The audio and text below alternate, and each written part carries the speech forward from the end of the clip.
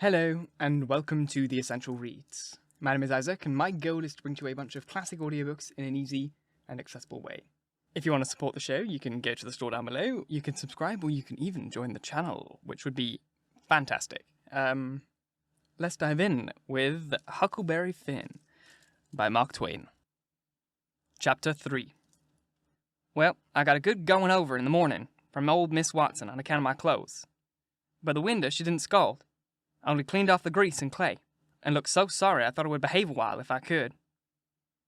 Then Miss Watson took me in the closet and prayed. But nothing come of it.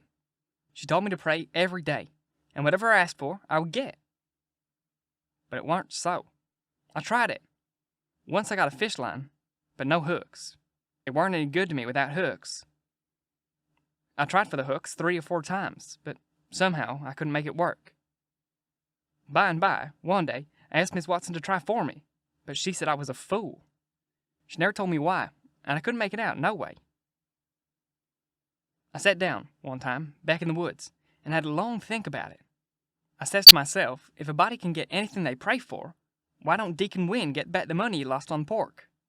Why can't the widow get back that silver snuff box that was stole? Why can't Miss Watson fat up? No, says I to myself. There ain't nothing in it. I went and told the widow about it, and she said the thing a body could get by praying for it was spiritual gifts. This was too many for me, but she told me what it meant.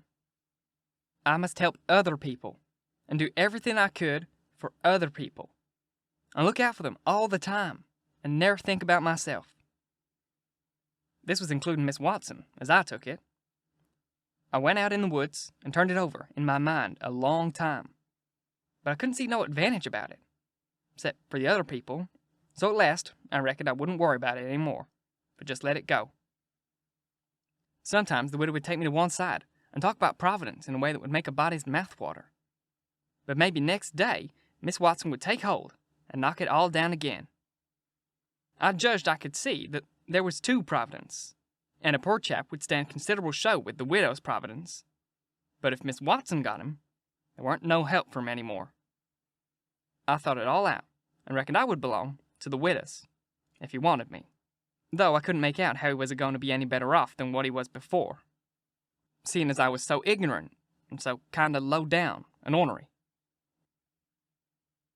Pap, he hadn't seen me for more than a year, and that was comfortable for me. I didn't want to see him no more. He used to always whale me when he was sober, and could get his hands on me, though he used to take to the woods most of the time when he was around. Well, about this time, he was found in the river, drowned, about 12 mile above town, so people said. They judged it was him, anyways. Said this drowned man was just his size, and was ragged, and had uncommon hair, which was all like Pap, but they couldn't make nothing out of the face, because it'd been in the water so long it weren't much like a face at all. They said he was floating on his back in the water. They took him and buried him on the bank. But I weren't comfortable long, because I happened to think of something. I know mighty well that drowned man don't float on his back, but on his face. So I knowed then that this weren't Pap, but a woman dressed up in man's clothes. So I was uncomfortable again. I judged the old man would turn up again by and by, though I wish he wouldn't. We played robbers now and then, about a month, and then I resigned. All the boys did. We hadn't robbed nobody. We hadn't killed any people, but only just pretended. We used to hop out of the woods and go charging down on hog drovers and women in their carts taking gardening stuff to the market, but we never hived any of them. Tom Sawyer called the hogs ingots, and he called the turnips and stuff jewelry, and we would go to the cave and pow-pow over what we had done and how many people we had killed and marked. But I couldn't see no profit in it. One time, Tom sent a boy to run town with a blazing stick, which he called a slogan, which was the sign for the gang to get together. And then he said that he had got secret news by his spies that the next day a whole parcel of Spanish merchants and rich Arabs was going to camp in Cave Hollow with 200 elephants and 600 camels and over 1,000 sumpter mules, all loaded down with diamonds, and they didn't have only a guard of 400 soldiers. And so we would lay an ambuscade, as he called it, and kill the lot and scoop the things. He said we must slick up our swords and guns and get ready. He never could go after even a turnip cart, but he must have swords and guns or scour it up for it, though there was only lath and broomsticks, and you might scour at 'em till you rotted, and then they weren't worth a mouthful of ashes more than what they was before.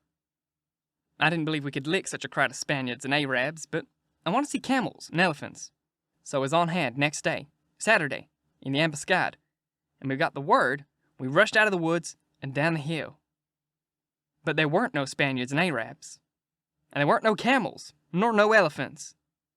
It weren't anything but a Sunday school picnic, only a primer class at that. We busted up and chased the children up the hollers, but we never got anything more than donuts and jam, though Ben Rogers got a rag doll, and Joe Harper a hymn book and a tract. And then the teacher charged in and made us drop everything and cut. I didn't see no diamonds, so I told Tom Sawyer so. He said there was a load of them there, anyway. And he said there was Arabs there, too, and elephants and things. I said, why couldn't we see 'em then? He said if I weren't so ignorant, but I read a book called Don Quixote, I would know without asking. He said it was all done by enchantment. He said there was hundreds of soldiers there, and elephants, and treasure, and so on. But we had enemies, which he called magicians, and they'd turned the whole thing into an infant Sunday school just out of spite. I said, all right, then the thing for us to do was to go for the magicians. Tom Sawyer said I was a numbskull.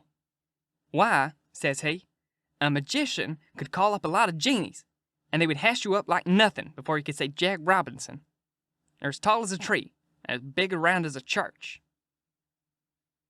Well, says I, suppose we got some genies to help us.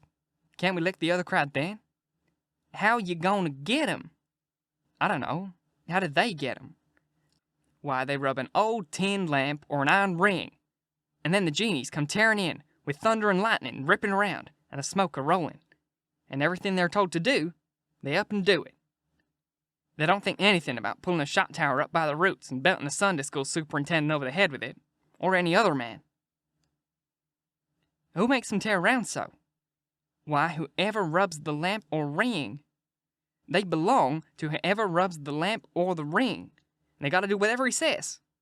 And if he tells them to build up a palace 40 miles long out of diamonds, and fill it full of chewing gum, or whatever you want, and fetch an emperor's daughter from China for you to marry, and they've gotta do it before sunup the next morning, too. And more, they've gotta waltz that palace all over the country, wherever you want it. You understand? Well, says I think they're a pack of flatheads for not keeping the palace themselves, instead of fooling them away like that.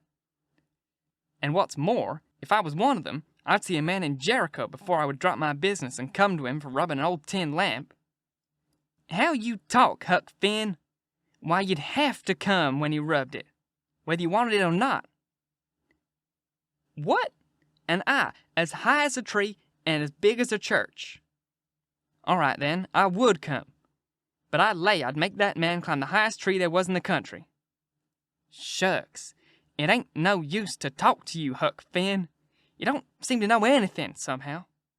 Perfect saphead.